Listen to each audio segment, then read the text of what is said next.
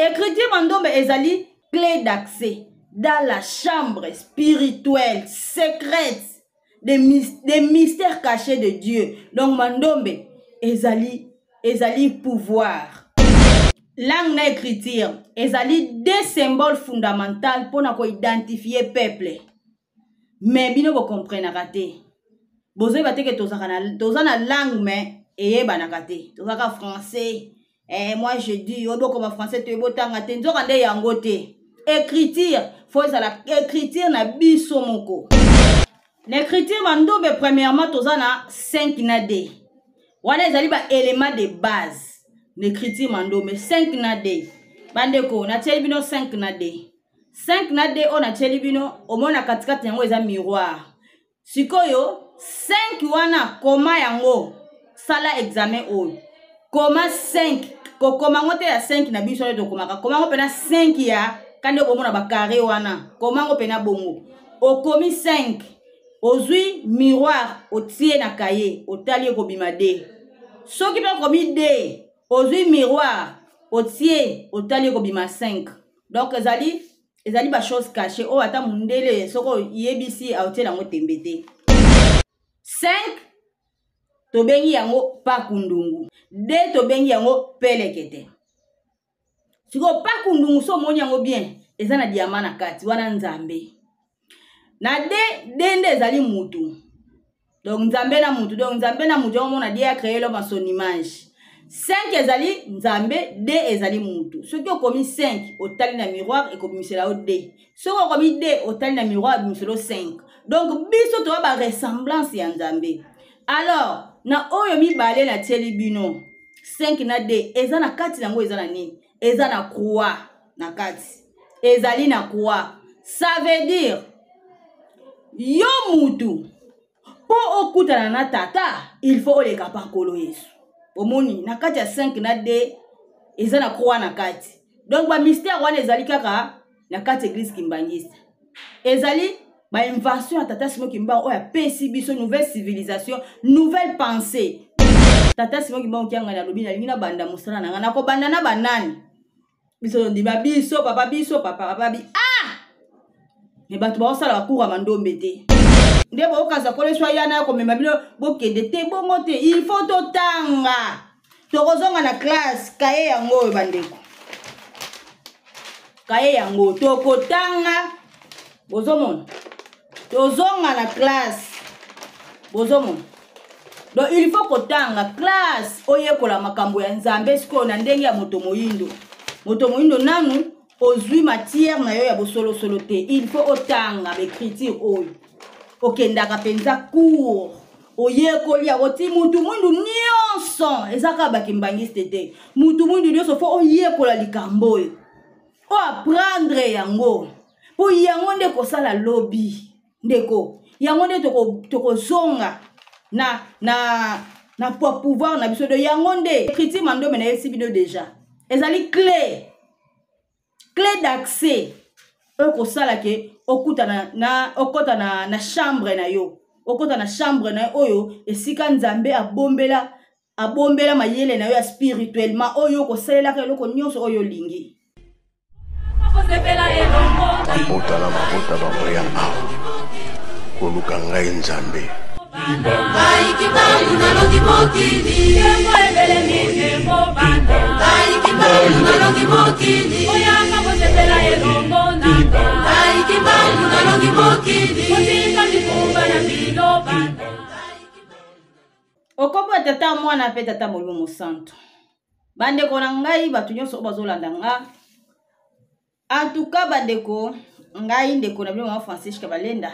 Na yeli bino nouvelle civilisation. Oyo bino boye bakate. Bandeko, avant na banda, bobengela ngai.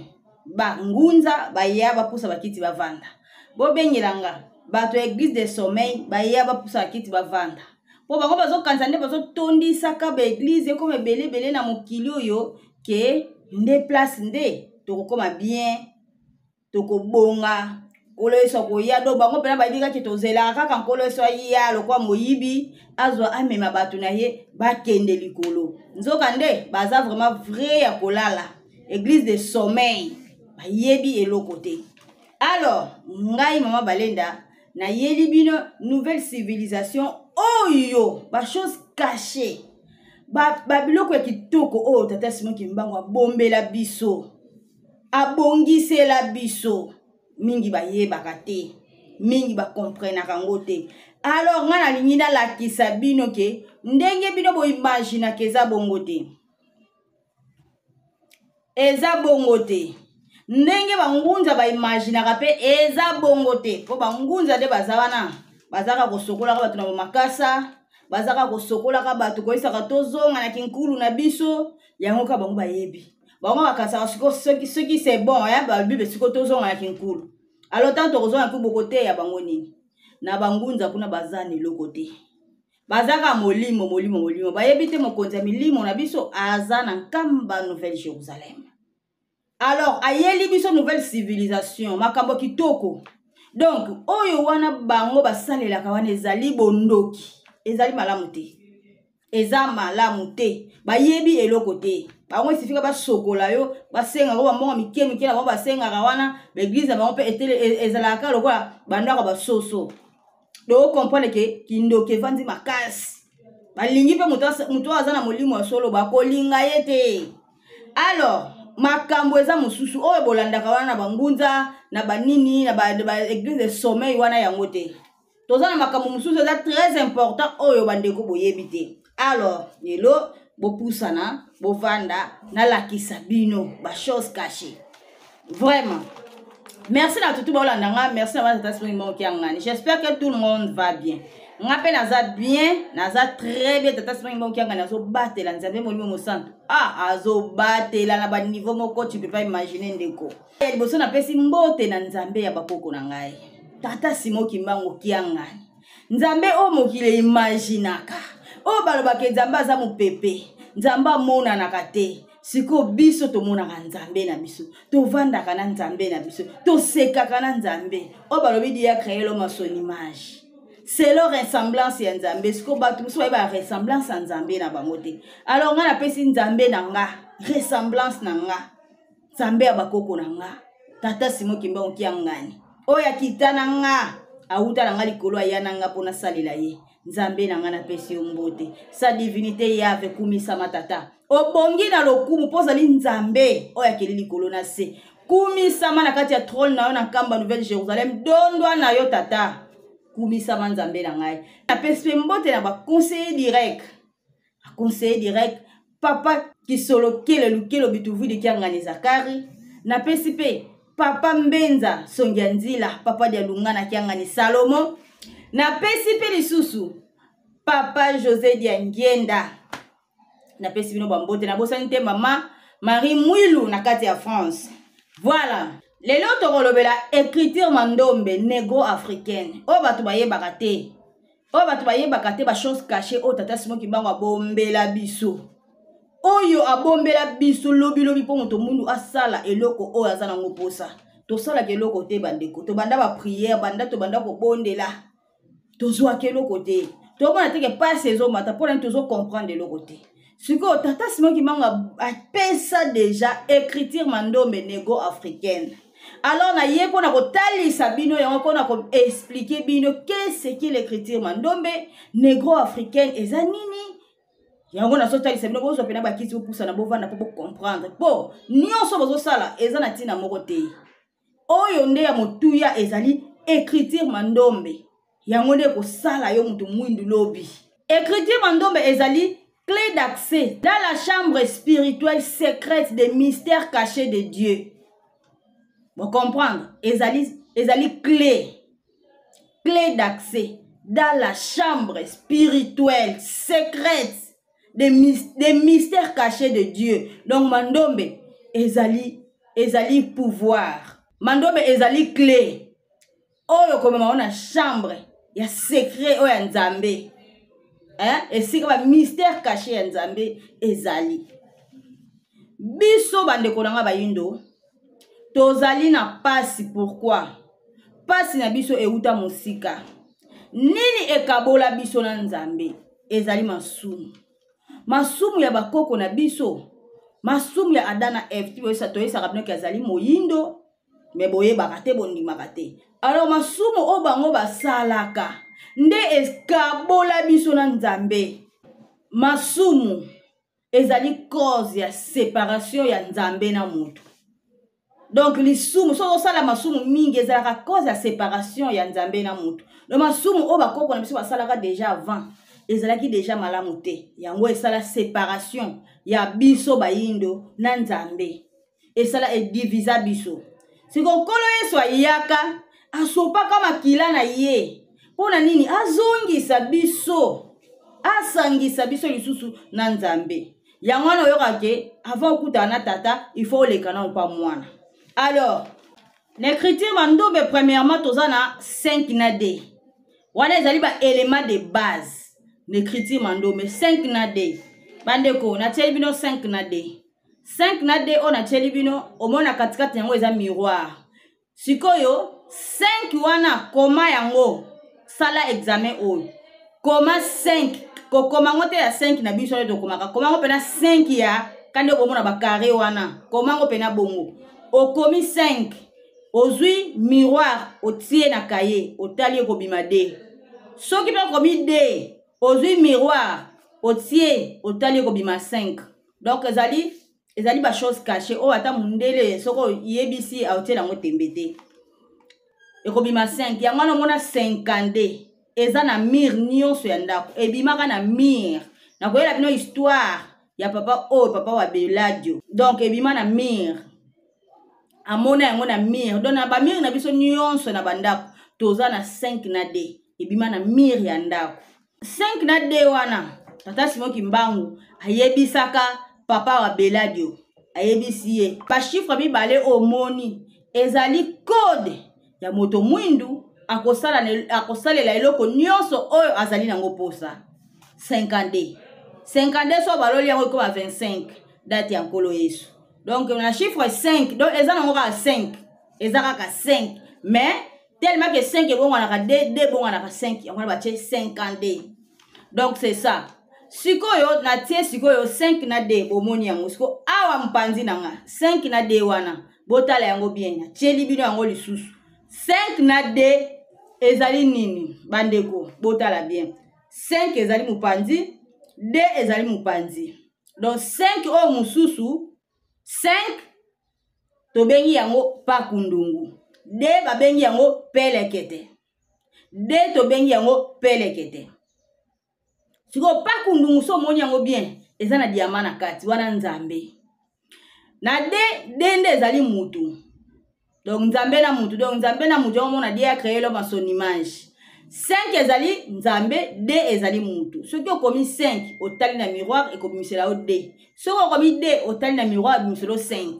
Donc biso to ba ressemblance ya Nzambe. Alors na oyo mibale na tieli bino 5 na D eza na kati nango eza na nini? Eza na croix na kati. Ezali na croix. Ça veut dire yo mutu po okutana na tata il faut oleka pa nkolo Yesu. Omoni na kati ya 5 na D eza na croix na kati. Donc ba mystère wana ezali kaka na kati église kimbangiste. Ezali ba invention ya tata Simon Kimbangu oya pesi biso nouvelle civilisation, nouvelle pensée. Donc ba matière mususu oyo même ba mindele bazana ngote.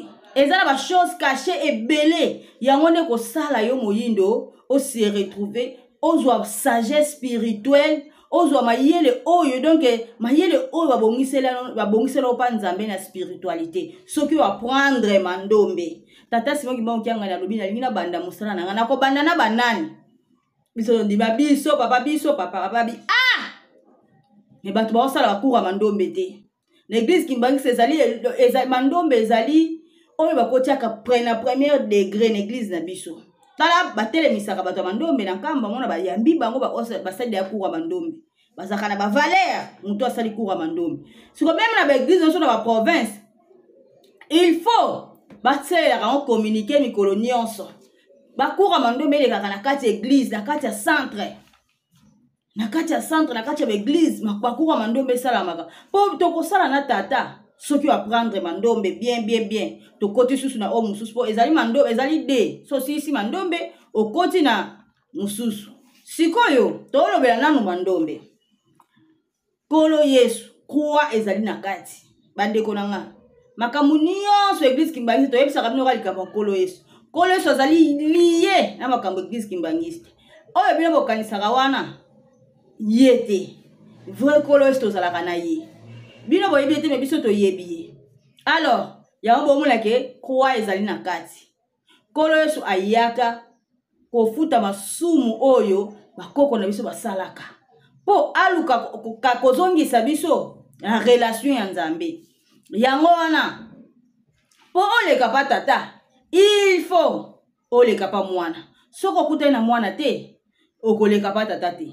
bino bato ba église de Noir boboyaka Kolo Yesu etali bino tango boboyaka eboyeba ke bokomonaka na bino Nzambe te boyebaka bokomonaka tata te boyebaka ngata na ndoto bokomonaka ete baboyaka Kolo Yesu te lukande oyeba ki ye Kolo Yesu o te bayebisaka bino wana yete mais le vrai pour azali noir donc c'est ça bomonisko croix on a tieli bino donc 5 na D na kati nango ezali na croix ya kodo ça veut dire mutu na Nzambe na katikati nango Kolo Yesu azawana yende azongisi biso na relation ya Nzambe poto salaka mabe mingi bomona kateke mutu mundu kanda nyoko maka mundela nyoko mana yete azana un quart ya pouvoir on Nzamba pesa donc un quart wana Kolo Yesu yaka nango pa na biso tango ba koko na biso bomi Kolo Yesu apesi pouvoir wana pa mindele ba boma te soki ba boma Kolo Yesu ngamba na pouvoir te mwe sakana ka bo comprendre mamba ngo bien te soki ba boma ka Kolo Yesu ngamba na pouvoir ata mukiete ba za ba science bazana ngote donc tata pambola ka bango po bango pe na ne bandeli banyoko maka tu mona bango bongo l'école africaine ezaka kateke ezongi ka poto koma yango nde eko révéler biso identité na biso oyo ebungaki bandeko po identité ya peuple bayebaka ngo na langue na ye na écriture na ye langue na écriture ezali deux symboles fondamentaux pour na ko identifier peuple mais bino bo comprendre kate bozo bateke tozana langue mais eyebanaka te tozaka français moi je dis obo comme français te botanga te nzoka nde yango te écriture faut la écriture na biso moko loko to mona ba pays mususu ba asiatique bazana écriture na bango ba peuple arabe bazaka na ba écriture na bango bozo mona ke ba peuple na bazana écriture siko yo moyi de écriture no ezaka nini bino bozo kanza so bandiko belela bandale lo tshwe bozo ko bondela bozo ko tuntuka yango nde ko sala po moto mwindo bonga ou soki ba changer ba président to longa président to tia président yango nde ko sala po moto mwindo bonga te civilisation ya moto moyindo ezali na kamba Nouvelle Jérusalem ezali kuna bino boyebaka te bo négligent kamba me boyebaka te bandeko nanga makambu nyonso oto lukaka science ya spiritualité ya Nzambe eza na kati ya nkamba Nouvelle Jérusalem ezali na kati ya nkamba Nouvelle Jérusalem bomoni mboka wana obo négligaka lelo lobi yango nde kolesa mokili lobi yango nde ekotangisa mokili na nouvelle civilisation na nouvelle pensée to koma siko na maturité mususu kamba ka bomonaka ezana makambu nyonso oyo mutu mundu alukaka po toza na mondi oyo chito sufaka boye bandeko nanga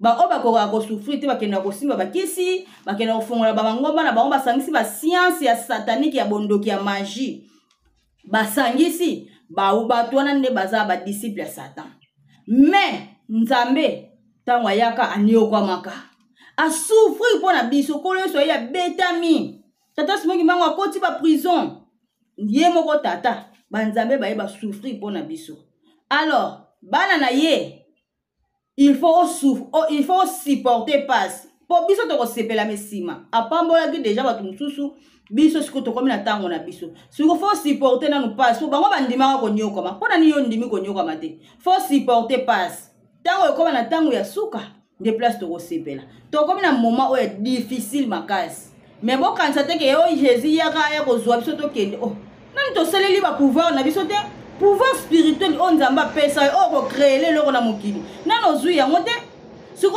Kolo Yesu yaka loko ya moyibi na éviter so mukolo mo pena bomoni mutu moko boy kolo yesu penza po kolo yesu aza mutu bino bolo barake nzambe aza esprit amona na raté si kolo yesu alobaki oya lokwa moyibi siko un jeune mo bozo yiba côté mo na éviter so otika boko beta ye bo comprendre ka langage ya nzambe te bo comprendre ka ngote tata siwa kimbango ya ndeni tata siwa kimbango banda musala ndeni omonte ba mona mystique bandi ba moko beta ye ba komo sala makambo ba esengelaki mais bozo comprendre que kolo yesu bolukaka wana aza nil par ailleurs boyebi ete mais oya yaka aye lokola bazo bakomi ko kanga ye na infraction moko ya sala na ete mais bakangi ba beti ba koti na ba prison mais na loko ya salite au moins je vois yeli ya kolo sur la 4e génération mais boyebi na binote boyebi te po nzambe azara moko aza moko se divisa fois 3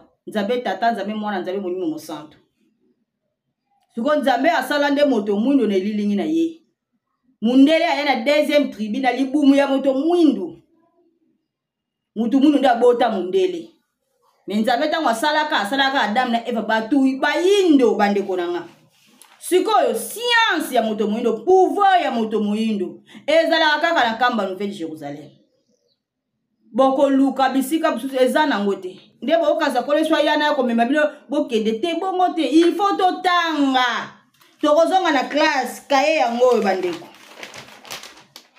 kaye yango tokotanga bozomona tozonga na classe bozomona donc il faut kotanga classe oyekola makambo ya nzambe siko na ndenge ya moto moyindo nanu ozwi matière na yo ya bosolo solo te il faut otanga l'écriture oyo okendaka penza cours oyekoli ya oti mutu mwindu nyonso ezaka bakimbangiste te mutu mwindu nyonso fo oyekola likambo oyo o apprendre yango po yango nde kosala lobby ndeko yango nde tokozonga na pouvoir na biso de yango nde donc écriture mando mena yesi bino déjà ezali clé d'accès oko sala ke okota na chambre na yo okota na chambre na oyo esika nzambe abombela mayele na yo ya spirituellement oyo ko salela ka loko nyonso oyo lingi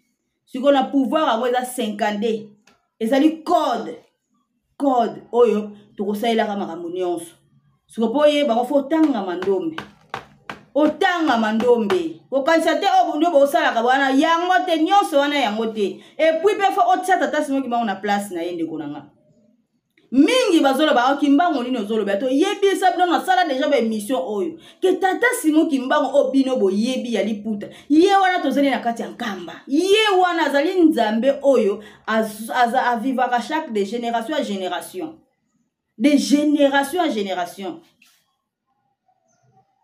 tozane na kati ya nkamba ba invention oyo makambo nyonso eza na maboko na ye donc biso tango tozotanga ngo eko na confiance na ye te okokota na clé wana te po soko tali pe 5 na D tala ngo bien 5 na D ezali lokola clé na yibe oyo babaka ba clé moko bo ezalaka mutu nango eza mulai bo soko tali ngo eza lokola clé eza clé d'accès oyo komema ona chambre spirituelle po o découvrir kiboyo oyeba yango siko na tango o biso tokosala makambo oyo tokokoma na tango wana code wana efungwama to se retrouver siko na monde wana monde oyo nzambe abombela biso to se retrouver nango ekosenga bato nyonso bomonaka mabe oyo bato nyonso oyo bakolimwa bakozala te oyo atata somo montanga na loba bawei bakozonga oui bango bakosala ba invention tokosangana bango bawei bakozonga bato ya malamu nde bakotika baolia mbongo ya tata simo kimbango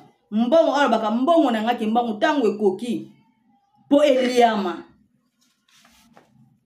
bozoyo kasi kona bato na tokosangana sikoyo tosangani bato mabe bakeyo totikali kaka na mokili biso bato ya malamu botala natiela bino maison ya Angleterre na kati ya nkamba omoni paradis oyo bolobelaka eko se matérialiser na nkamba na kati ya nkamba Nouvelle Jérusalem siko nazotiela bino ndaku oyo ya Angleterre na kati ya nkamba po monde nyonso bakotonga kuna siko botalaka déjà image nango bo comprendre Tambo kotala yango bo comprendre que oyo bino bolukaka wana oyo bino bolukaka okanisaka ke biso bokobo buleka ke Jésus aya makambo zano ne belé nan to salite makambo bien eza pa na biso nan to sali yango te nan to tangi te tozala no vide oyo tozana o mayele wana nyonso zana ngona tina moko te pa mutu mundi yango moni ki ata otangi na ba niveau tout mais ko créer loko ko sala ngote po wana eza ya biso te ya biso eza foto tanga mandombe écriture mandombe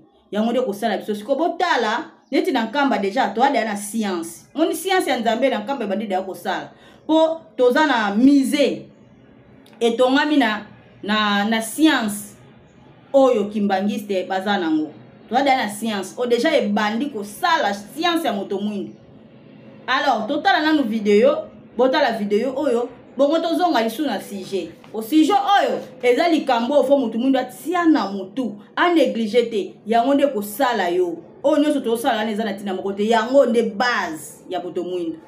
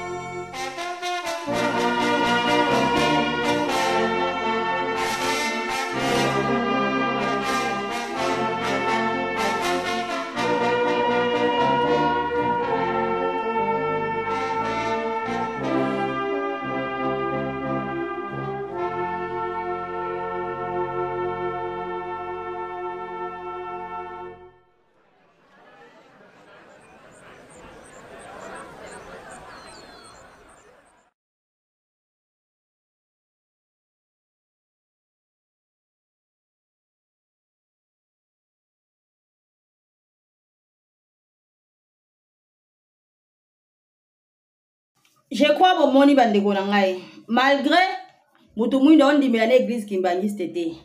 Malgré mutu mwindo zo comprendre te opesa église kimbangiste valeur te. Ba on dimela tata simo kimbangu te.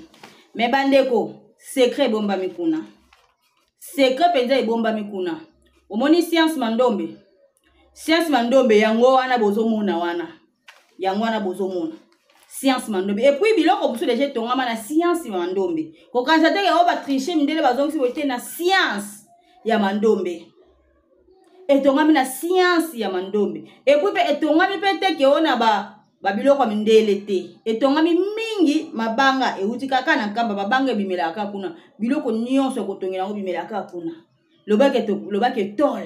Me bandeko nanga ezali mayele onzamba pesa bango yango basalela ka biloko wana tellement ya biso nanu evandi penza te yango zomona ke tosalela ka pesu simwanda ma incarne bango mais pouvoir nyonso ya moyindo toza nango mise totongi yango na science mandombe science ya toza na nyonso to na science makambo nyonso boluka keza na kamba mise totongi yango na science mandombe temple na biso na temple église kimbangiste wana ndeko nanga kende kamba oh journée pene église kota na kasa église so koti kuna senti kimia mususu donc na kamba na ntango zo kota kaka bo sani ba problème nyonso bande ko tungisa yo nyonso kozasuna likambu te pour moi pene ko koti na monde mususu tango koti na kamba o koti na temple wana o sentir kimia moko impossible pour sentir un peu différent o sentir un peu différent donc wana tongami na science mandombe tona makambo ebele tongami na science mandombe oya mutu mwindu o nanu mutu mwindu azui te bandeko nanu bozui yango te mais na nkamba bandi déjà ko se matérialiser malembe po makambo nzambe eza bongo tango tozo ko se matérialiser yango physiquement pas spirituellement et puis malembe bana boko mona mokili ko changer leti Congo bona ka Congo bonga te non po eza sika nzamba vandi Congo ko tonga na mbongo ya makila te yango mona ka Congo ezala ka bongo siko tango makambo ko banda mboka liboso oyo ko bongaka e koza po Congo eza miroir ezali miroir bandeko nanga tango ba yebisa bien c'est la berceau de l'humanité bo luka ka boye ba pona nini mboka na ndeko bongaka liboso ya bapeyi nyonso mboka wana Congo po isika nzamba vandi pourtant mbongo ya tata simo mbongo badoliam ye moko alobaki yango mboka oyo kobundisaka Congo ekozinda na mai bamboko oyo ezobundisa wana tango nanu me tango ekokata po revanche tataki mbango ezali ezoya bamboka na ekokoka lisu te ekozinda na mai papa dengenda aloba mboka wana Rwanda ekokomaka désert mikolo ko les temps à venir wana kutu yebana kateke ko bundisa ka Congo mais ayeba kitina ndeko nanga oyo bino bozo luka wana ezaka na église kimbangiste yango na yesa bino écriture mandombe yango ndeko sala yo mutu mwindu okota na chambre oyo nzamba bomela ba chose cachée donc église mandombe écriture mandombe ko sangisa biso na nzambe écriture mandombe de ko lettre so pouvoir na biso auto perdant na tango ya kala donc mutu mwindu sans identité osa perdu donc yango to senga biso to apprendre mandombe to zwa identité na biso yango nde ko sala biso to zala yango nde ko mema biso na ba nouvelle invention ya makambo o ya bien o ya sika ozo zela biso donc réhabilitation à l'homme noir en général ezali sacrifice ya nkolo Yesu nde ya bakaka na ekuluzu asopaka makila po na biso yango mona kike yango nde réhabilitation ya l'homme noir donc siko poto koma ko salela to sala ba invention ba makambo belé onan to salite o comprendre don spirituel don spirituel il faut o sala mandombe il faut o kota na cour ya mandombe soko silisi mandombe o kokota na cour mususu wana olobela wana osikote mais ezali o apprendre to sala na langue na biso to na langue na biso tamba ko yebisa bino ke to yebisa kabino ke langue kikongo ezali langue oyo nzambe ayaka na nzambe kitaka nango mais boko baka tribalisme place ndesi ko bozo comprendre makambo te yango yango mona mutu mwindu azo bonga te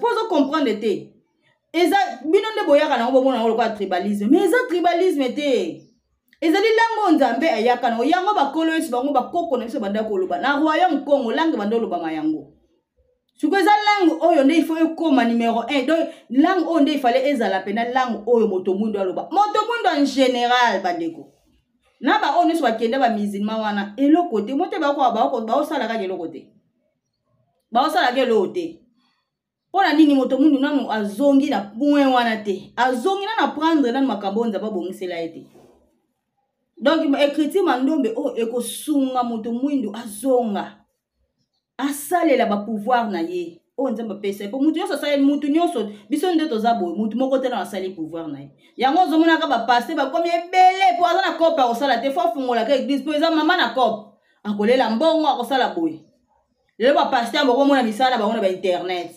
bozomona ka ba pasteur wana bango nyonso bakokweya pe bangomba na nyonso kokangama ka totikala kana ngomba moko oyo kotambwisa mokili oyo kolesa mokili oyo kobongola mokili soki moto mwindu a comprendre soko comprendre ka te ezana ngo ka passe donc likambo na ngana ye nango nanu yango wana oyo eza première étape mais na bando yela bino makambo malé po comprendre chaque église partout qu'une église kimbangiste ya monde oyo banini baza bato bazanga ka to apesa cours à mandomi bato bazana bango dispo mais bato ndi bazolinga bango ko apprendre te buzo bande ya moto mwindu yango wana donc soko comprendre likambo o négliger yango te o ko apprendre yango autant de reprendre non pendant mokili tata moi pendant que mokili et apprendre et puis vous penser ba valeur na ye ta vous penser ba valeur beaucoup na ka chance mais kokota oh bino bozela ka yango te botanga bible mais vous comprenez kango te pour église kimbangise c'est la bible bible au bomona ka nyonso c'est l'église kimbangise bande konanga ye moko tata kimbango apesa mindele ma yele ya kosala bible wana po ye moko apesa ba pouvoir wana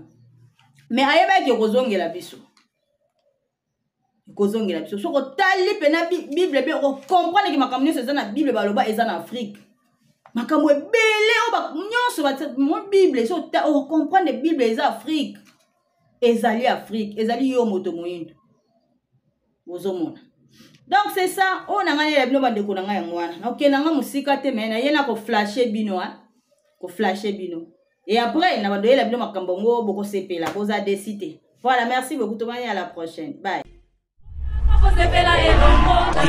mabota bamboya koluka ngai nzambe Kibangu nalongi mokili Kembo ebele mikembo banda Kibangu nalongi mokili Oyanga bosepela elongo nanga Kibangu nalongi mokili Kotika mikumba na milo banda